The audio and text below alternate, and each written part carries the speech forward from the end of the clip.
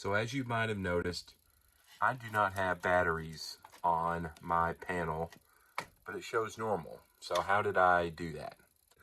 What I did was I made some little F connections onto my wire, and I made one for each side, positive and negative.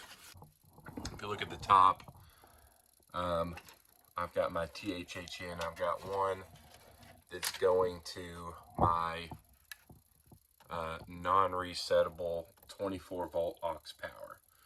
So what I've done is I have tricked my panel into thinking that it's got 24 volts. What you have to do is go into menu, programming, all ones, and then go down to system, and then charger enable, and you want to turn that off. It'll say yes, hit 2 for no. And what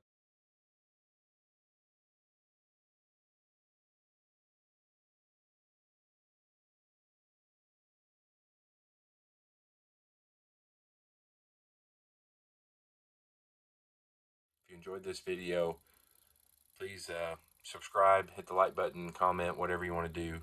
Appreciate it.